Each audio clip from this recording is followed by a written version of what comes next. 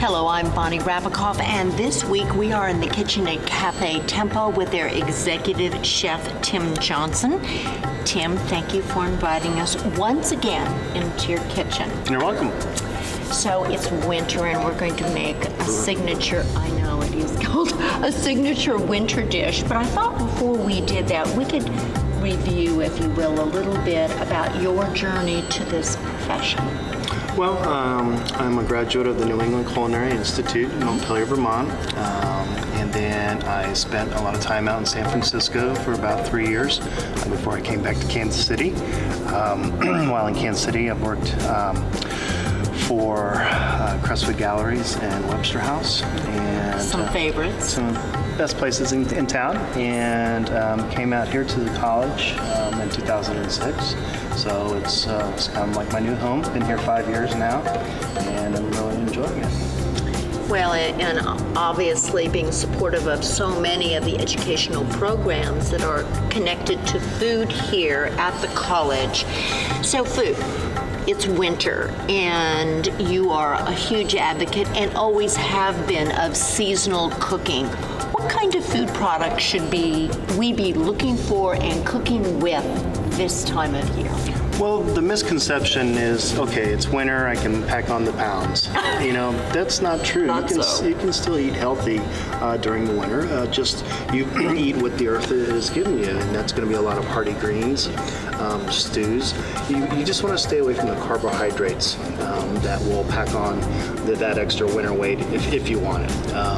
But, you know, to make sure, you know, using meats that are slow roasted, you know, like pork shoulder, you know, or an arm roast or things like that. Roasts are really great. They're easy. Put them in the crock pot. You know, then dinner's ready when you get home. You know, you want to stay away from, you know, any, you know, too much hamburger. You know, chili, tacos, spaghetti. You know, the ground meats that, you know. Stay away from those. And also, don't be afraid to go vegetarian every once in a while. There's some great Italian recipes, you know, like polenta with a ratatouille stew or something like that. And just, you know, watch your portions during the winter too, because you may be hungrier. And then I am hungrier when I get. No, this is true. I was just remarking about it to my husband yesterday that when it gets colder, I get hungrier, and he goes, "Well, your body has to work harder to keep it warm, but we should just be mindful of how warm." Be mindful, you know, and then just pace yourself throughout the day. You know, if you're going to have that comfort meal at home, you know, at night, you know, stick with a nice salad of some sort or a soup. Soup is a great food. Soup, and you know, it is a great food, and the movement to slow cooking. This is a perfect time of year to do that. You're right. You could do it in the morning before you go to work or on a weekend when you've got, especially during the holiday season, and you've got lots of errands to run. You can use that slow cooker or crock pot, and it's ready when you get home at the end of what's usually a frenetic day this time of year. So great suggestions, and obviously we're going to be doing some of them during our signature dish. Also during this season, our lives are hectic in a variety of ways, and entertaining, which is the time to be with family and friends. Can you give us some suggestions about dishes to prepare for or have on hand or easily put together for that last minute guest, or you're going to someone's home and you want to bring something? Can you give us some ideas? Well, the one thing that I think is most important is, you know, it is family and friends, and it's a gathering. And so don't try to bear all the weight of a party or something. Invite everyone to bring everything, you know. Too many times I've gone to Thanksgiving and one person in the family's tried to do it all, and then by the end of the time they're stressed out and ready for some medication of some sort. You know, but the main thing, once again, we've talked about in our other shows, is mise en place. Have something ready to go. And one of the things you can do the first Sunday of December is make up a couple gallons of some kind of favorite dip that you can freeze and then pull out and take to, you know, a party. A sweet potato chorizo sausage dip with goat cheese. And I make like 4 or 5 gallons of that up at a time when I make a batch of it. And then I put it in half-gallon containers and we freeze it for when we have parties that come to the college. And because people love that dip. And you just thaw it out and reheat it. It's a hot dish. And and you grill off some French bread or just serve with tortilla chips, something like that. And it's ready to go in minutes because you've prepared for it. And then another really fun thing you can do if you like a little bit of baking, you can go to the store and get frozen puff pastry sheets. I know and where you can you're going. make little bries of cranberries and almonds or apples and pears.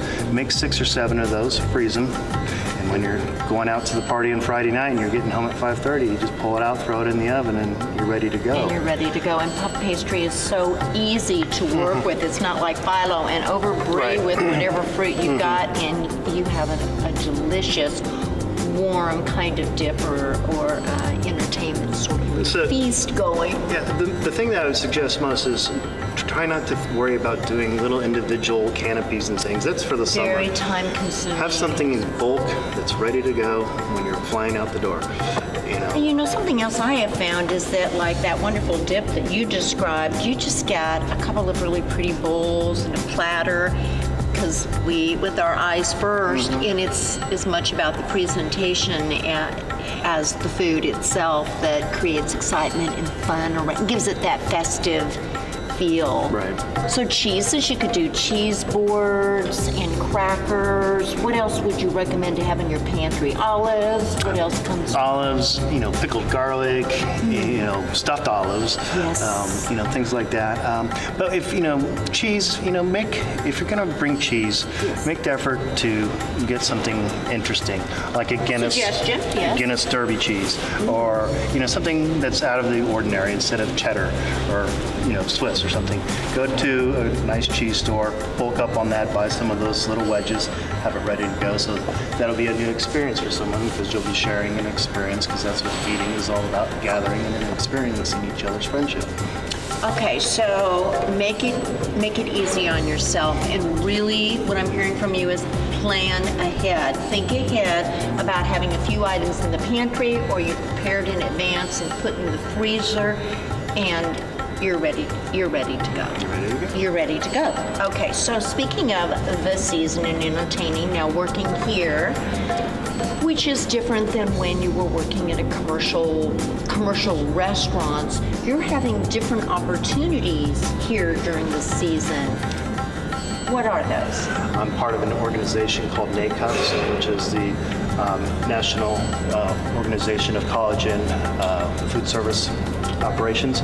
And my boss and I, the school belongs to it, but we go to the regional meetings, and I am on the regional committee as the Culinary Challenge Chair this year. What is that? It's a culinary competition. The years that I've been in it, I've competed against chefs from Notre Dame, Purdue, Iowa State, different places like that. And it's an ACF sponsored and certified event, and it's really fun. It's you get an hour and you get a mystery ingredient, and you get an hour to prepare four dishes. Sort of like an Iron Chef thing at the college level. Right.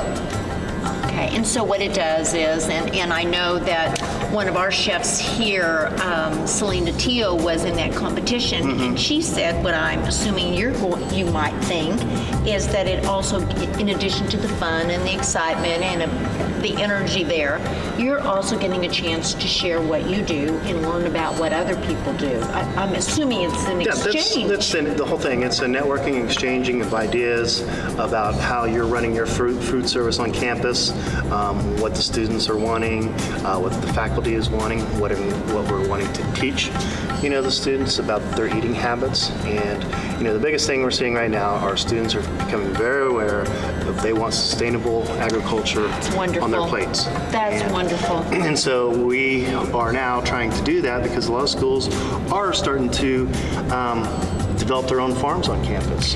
Speaking of which, this is such exciting news. JUCO is developing their own farm on campus. Yep. Johnson County Community College's Horticulture Entrepreneurial Certificate Program.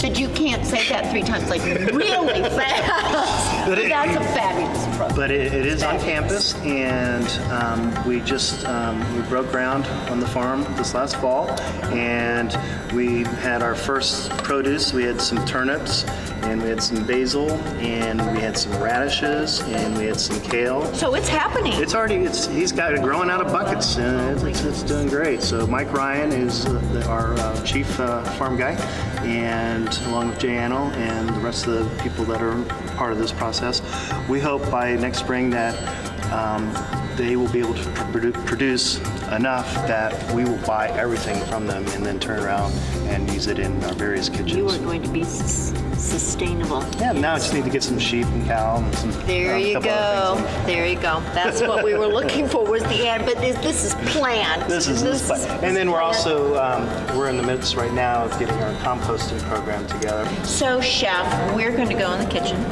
and make one of your signature dishes. Why don't you tell us what we're going to make today?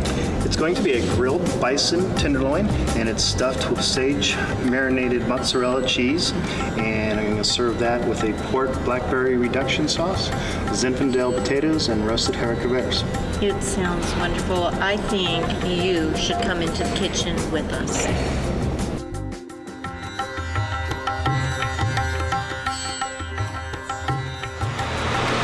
I'm Bonnie Rabikoff, and this week we are in the kitchen at Cafe Tempo with their executive chef, Tim Johnson. It is on the campus of Johnson County Community College and right next door to the stunning Nerman Museum. Chef, what's the signature dish for today? Today, Bonnie, we are doing a grilled bison stuffed with sage mozzarella cheese with a pork blackberry reduction and Zinfandel potatoes and roasted haricots. And that's why I asked you to say what we're doing. All right, Chef, where do we begin? And this is a wonderful winter dish, just great for entertaining and great for the season. Well, the thing about this dish is it's simple. It's most of these ingredients are from local vendors and local producers. And it's two different meat, a protein and a starch that are really good for you. Buffalo, of course, is very lean, has a lot of extra iron in it, it's very tender, so it's perfect for this dish. And that's, I understand, athletes eat quite a bit of this for their strength building. And we're also using purple potatoes. They come by a lot of different names, purple Bavarian, majestic potatoes, but they're an heirloom potato. You say tomato, I say potato. Yeah, we do. Okay, but they're an heirloom potato that originated in South America, but of course they were adapted and adopted throughout the world. Right now they're probably the potatoes are the fourth largest growing product we have behind wheat, rice, and corn. So. And we're told that the more color a fruit or vegetable has, the more nutrition. More antioxidants are in there. The mozzarella that we use, it's fresh mozzarella, and I dice it up, and overnight I marinated a little bit of pork, sage, salt and pepper. Fresh sage. Fresh sage. And then we're going to stuff that in the middle of the buffalo right before we finish it in the oven. So this was done the day before with all those ingredients, and again the recipe is on our website. So the first thing we're going to do, knowing that this happened the day before, is the potatoes. Yeah. So we're going to take the potatoes, and you always want to, when you're making mashed potatoes, make sure you start off in a very lukewarm to cold water start, and then you put them in there and then bring them to a boil. And usually it's about 15 to 18 minutes. And then once that, and then they're tender, we're good to go. And I noticed you left the skin on, which we know that's where most of the vitamins are. All the vitamins are. So we're about that, and we're putting it in lukewarm or cold water, and then it comes to the boil with the potatoes in it. Yeah, it'll take about 18 minutes or so. Okay. Okay, so we're going to drop those in. Do you use salted water at all at this yes, point? I have the salted water. A little bit of salted water because that's the perfect time to infuse flavor. We need to remember to get the pan warmed most of the time before you put the oil in. So we're using a little bit of oil. Just enough to coat the pan, because all I'm really doing is I'm going to sweat the shallots. And shallots have that mild sort of, I don't know, it's somewhere in between garlic and onion, but it's, you know, I guess it's It's the northern garlic in northern Italy. Yeah. You should never combine shallots and garlic in the same recipe. Ah, didn't know that. Good piece of information. Okay, so we've got the potatoes boiling, the shallots We're just going to sweat these just for a second, and then we're going to put pork. Ta-da! Fairbanks Okay. pork, the best pork there is. Okay. So a little bit of pork in with the shallots. So there's discussion about whether the alcohol truly evaporates when cooked for people who are monitoring their alcohol consumption. What's your thinking on this? If you deglaze the pan like I just did, and you're reducing the alcohol straight like it is now, yes, you're releasing the alcohol. Okay. If you make a sauce and then you put the wine in it, the alcohol is going to stay in it. So if you put it in after the sauce is done and it doesn't reduce, then it stays in it. So part of the reduction process is when the alcohol is released. Yep. Okay, and we're doing. There goes the. All right, no drinking on the gin. How pretty are those? So in go the blackberries. And so this recipe is about for 4 people. So I'm going to put about a half a cup to a cup of blackberries in here. Oh, the smell of the sweet. That is a wonderful fragrance. Now, we always talk about variations a lot of times, and with this buffalo, we're doing mozzarella and sage. Well, maybe a different part of the year, blue cheese might be a good combination if you like that better. Options, right? Okay, so the shallots are sweating and the potatoes are boiling, and this is a demi-glaze that for the home cook, they can go to the store, and I recommend the brand called Knorr, K-N-O-R-R. They'll have a demi-glaze, and it's perfect. It's just a basic brown sauce, and then you can do anything you want with it. Add your wine, make it in other sauces. Use it as a base for stroganoff if you want to. Okay. It's good stuff.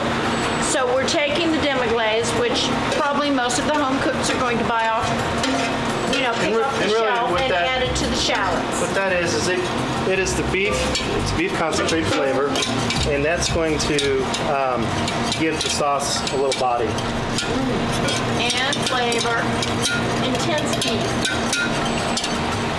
We're going to put this mixture into the blender, and this way we're going to release more of the blackberry flavor into the sauce and kind of marry up that flavors with the shallots. Fruit and the shallots. Oh. Now, what did we learn about using a hot blender?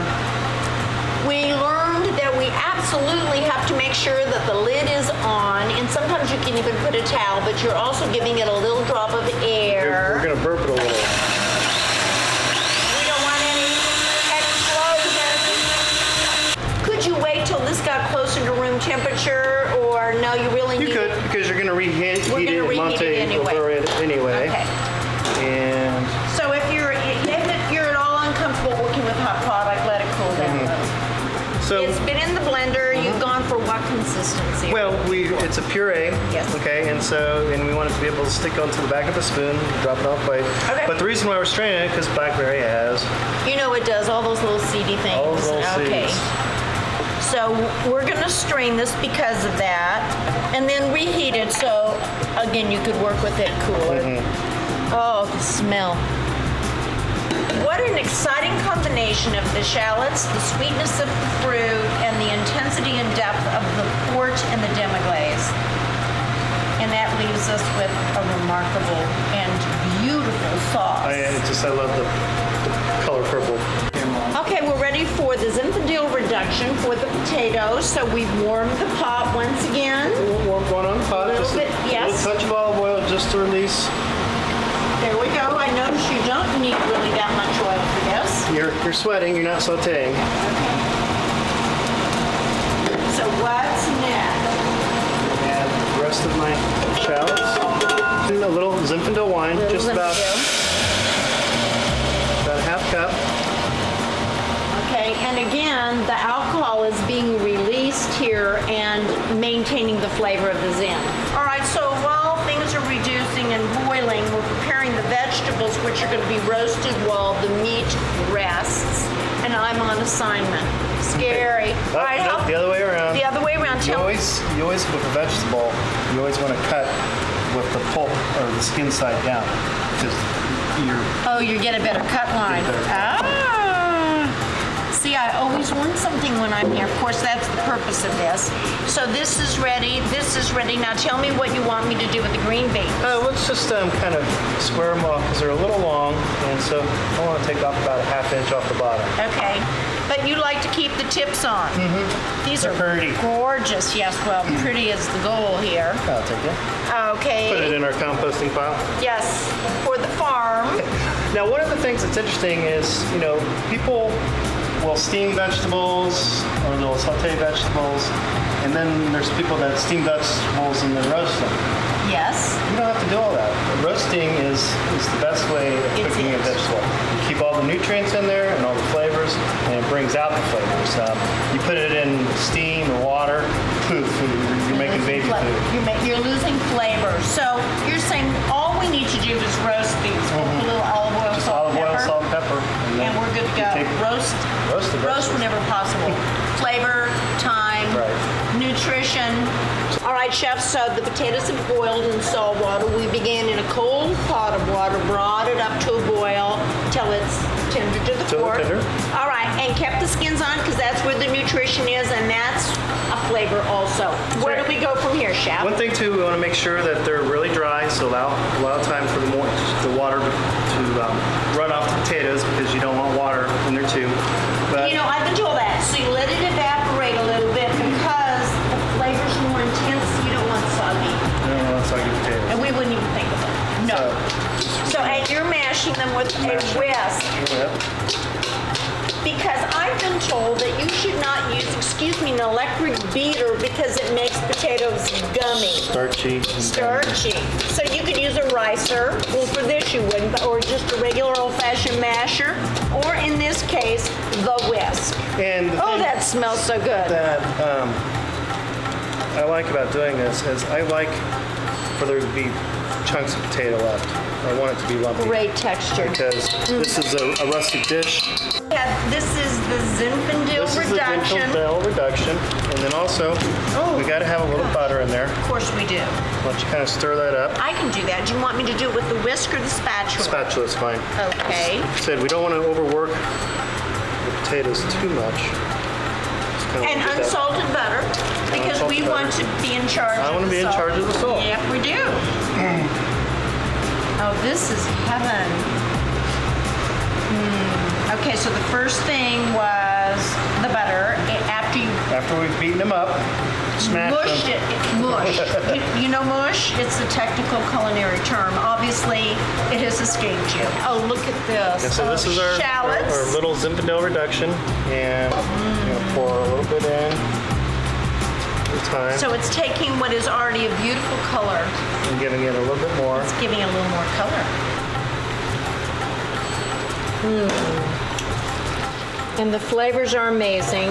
Add a little sour cream just to be the binder. Okay, it's going to bring it all together. Bring it all together and kind of densen the flavor a little bit. And of course, I'm going to season it with a little bit of white pepper. Okay, freshly ground white pepper. Smell that too. And a little more salt, but see, you don't have to salt it as much because we've already cooked it in salted water. So as with any seasoning, don't use the can. Pour it in your hand first, then put it in. And kosher salt. Kosher salt. Okay, Chef. Kosher up here. Now I notice you have something that is very important and should be a part of every kitchen, and that is a bowl with tasting spoons, because you've got to taste what you're making. Right. Even though I've made this, I don't know, probably 1,000 times in my life, these potatoes. Yes, but you never know, do you? Never know. I better taste with you. What if it could be bad?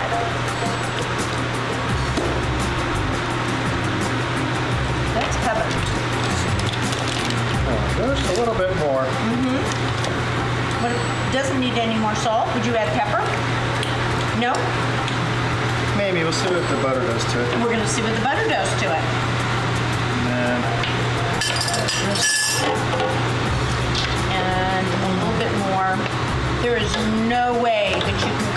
tasting it. Now, the feature. Now we're going to mark our steak before we stuff it. Oh, we are? Okay. Tell me how we do I'm this. just going to put just a touch of olive oil in there. Touch of olive oil. And it looks like, has there been some seasoning on there? I've had some seasoning on it overnight. Tell me what you had on Just it. simple salt, pepper.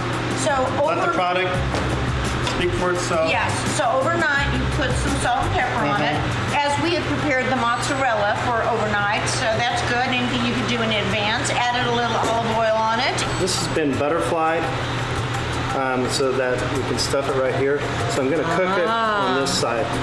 Okay, so that's where the marks are going.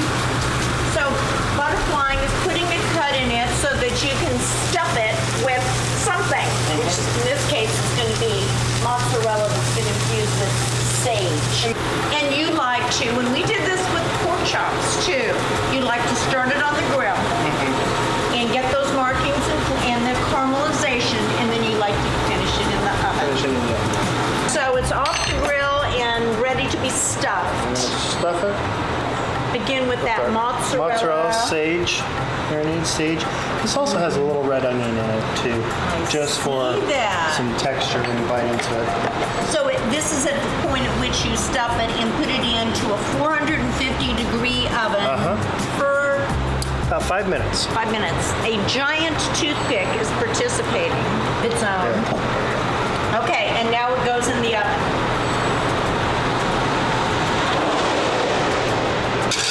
We're getting the vegetables ready to go in just briefly to roast on literally the same pan that the bison is on. And so olive oil and any salt, pepper? Salt, pepper, yep. Salt, pepper, yes. What is your ratio here to kosher salt to pepper? It looks almost 50-50. It's 50-50. Yeah. It sleeps all the time. Pull this over here. All right, so that was in for a few minutes. About 4 minutes or so. About 4 minutes, and just saving time and energy, we're putting. So you can already hear it. And it does, and that is a good thing to remember to do is if you warm the pan, always warm the pan before you roast potatoes. Or vegetables in it, yeah. Because otherwise, then you're just going to create a steaming effect as the pan heats up and the water from the vegetables releases.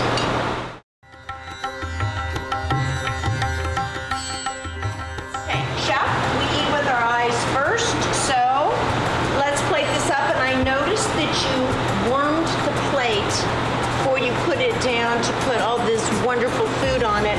What a nice, hospitable thing to do for your a lot of home guest. cooks don't do that, but they should think about it. Okay, so what's first, Chef? What I'm going to do is I'm going to put wonderful potatoes on here. Yes. I don't want it to look like an ice cream cone, but it's going to kind of.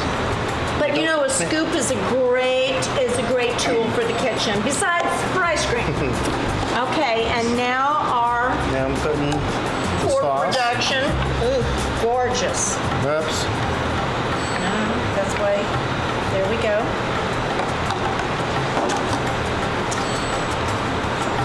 And that's such a chef thing. And then next, Chef, after the sauce, are the wonderful veggies. And those just took minutes to roast. They're nice and thin.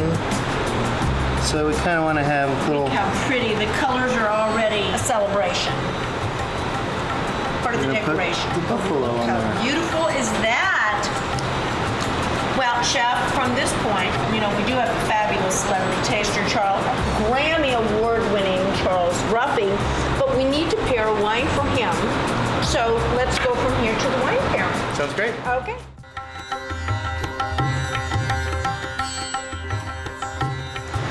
Okay, Chef, your signature dish, bison, purple potatoes, roasted vegetables, port wine, and Zinfandel. A little challenging. What wine would you suggest to pair with this signature dish? Well, what I've decided is that this being kind of a local dish, using the bison from the area, is that I selected a wine from Summer Ridge Winery. It's their Flyboy Red. It's a dry table red wine, and they're from Paola, Kansas. I did an event with them this summer, and I really enjoyed this wine, and I thought it'd be a perfect match. Okay, so the final test is we present this to our celebrity taster for his thinking. I think you'll enjoy it. Sure.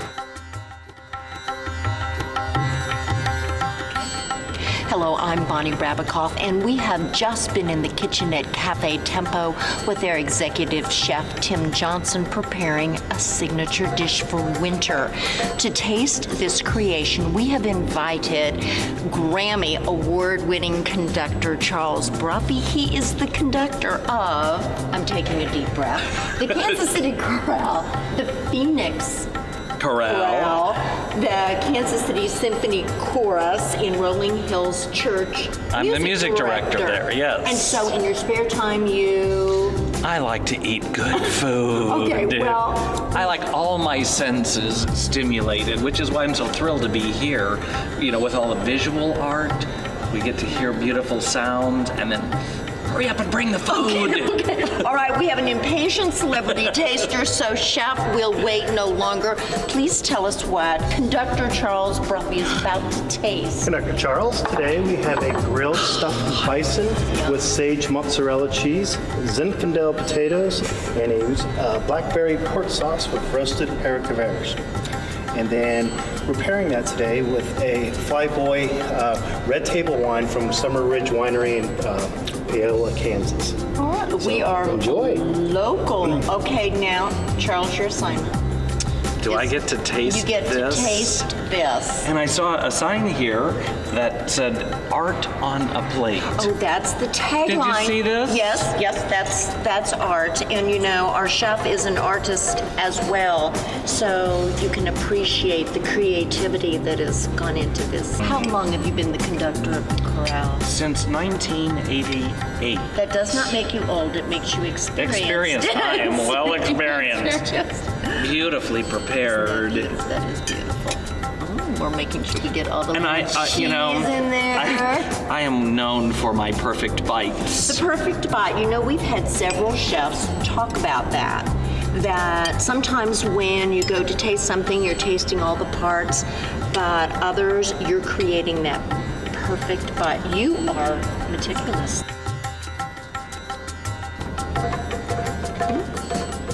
He's going to conduct us I am. right now. Yeah. Isn't that amazing? You know, my mother told me it was rude to sing at the table, but I'm in heaven. Seems like heaven. We have never had a celebrity taster sing before, so this is a first for Okay, us. talk amongst yourself. I'm eating. Okay, you're eating, so, I mean, that...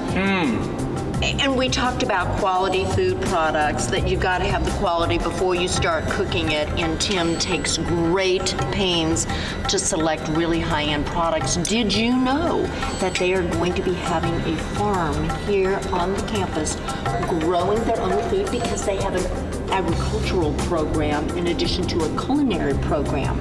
And so we're going from ground to table. It doesn't taste at all gamey or farmy. It tastes very cultivated and refined. And some of that, of course, as you would imagine, is in the preparation. It's in the Is in artistry of the preparation. But it's also, I mean, Chef Tim takes huge pains to get the best food products in, and you got to start there. Absolutely, and it doesn't matter what your field of art is. You know, when I hire voices, I like to start with the best voices I can find, because then it is through the best voices that we can create the best sounds. There you go. It's the same thing. It's the same thing. Am I supposed to just demolish this whole Well, plate? you can, but I'm waiting for you to taste your potatoes as well. I saw you eating some of the haricots there. I put some of the... Oh, you have here, already. I'm talking with my mouth No, full. we've never done anything like that here, because you have to talk and eat at the same time. And Isn't that beautiful?